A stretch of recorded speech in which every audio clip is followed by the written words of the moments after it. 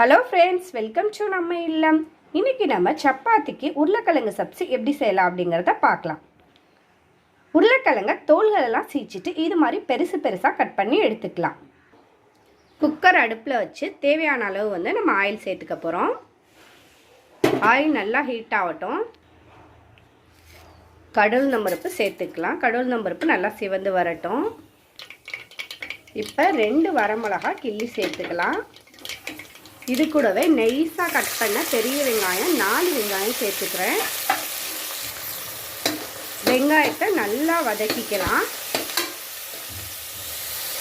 வெங்காயம் வதங்கி வர்ற ஸ்டேஜ்லேயே நம்ம உப்பு சேர்த்து வதக்கிக்கலாம். வெங்காயம் சீக்கிரமாக வதங்கிடும். இது கூடவே 1 ஸ்பூன் போல் சோம்பு சேர்த்துக்கலாம்.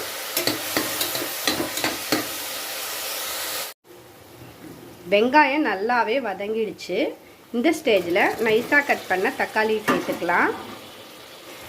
2 பச்சை மிளகாய் சேர்த்துக்கலாம். நல்லா வதக்கிக்கலாம். தக்காளியும் இப்போ நல்லாவே வதங்கிடுச்சு. கட் பண்ணி வச்சுருக்க உருளைக்கிழங்க சேர்த்துடலாம். உருளைக்கிழங்க வேக வைக்காமல் நான் தோல்கள்லாம் சீச்சிட்டு இது மாதிரி கட் பண்ணி சேர்த்துருக்கேன். இப்போ இது கூடவே தேவையான அளவு மஞ்சத்தூள் சேர்த்துக்க போகிறோம்.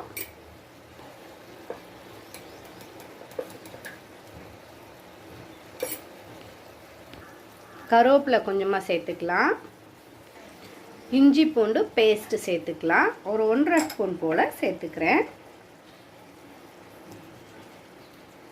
இப்போ இது எல்லாத்தையும் சேர்த்து நல்லா மிக்ஸ் பண்ணி கொஞ்சம் நேரம் வதங்கட்டும். மசாலா எல்லாம் உருளைக்கிழங்குல மிக்ஸ் ஆகி உங்களுக்கு காரம் தேவைப்பட்டால் நீங்கள் கொஞ்சமாக மிளகாய்த்தூள் சேர்த்துக்கலாம். இல்லாட்டி மிளகாய்த்தூளை ஸ்கிப் பண்ணிடுங்க.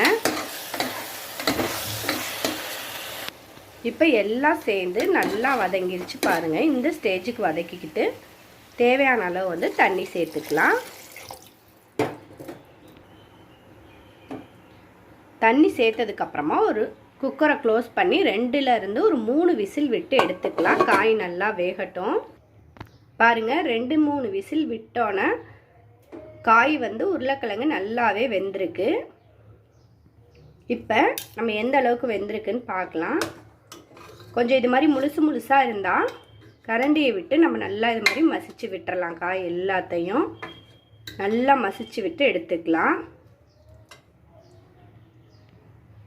பாருங்கள், இப்போ எல்லா உருளைக்கிழங்கையும் இது மாதிரி மசிச்சு விட்டு எடுத்தாச்சு. நமக்கு திக்காக தேவைன்னா இப்படியே வச்சுக்கலாம். கொஞ்சம் தண்ணியாக தேவைன்னா தண்ணி சேர்த்துக்கலாம். இப்போ ஒரு கொதிக்க விட்டுட்டு இப்போ கடைசியாக இதில் கொத்தமல்லி இலைகள் நறுக்கி இது மாதிரி சேர்த்துக்கலாம். இப்போ ரொம்ப டேஸ்டான பூரிக்கிழங்கு பாருங்கள் ரெடி ஆகிடுச்சு. இந்த வீடியோ உங்களுக்கு பிடிச்சிருந்தால் மறக்காமல் லைக் பண்ணுங்கள். இந்த வீடியோ உங்கள் ஃப்ரெண்ட்ஸ் அண்ட் ரிலேஷனுக்கு ஷேர் பண்ணுங்கள். மறந்துடாமல் நம்ம சேனலை சப்ஸ்கிரைப் பண்ணிக்கோங்க.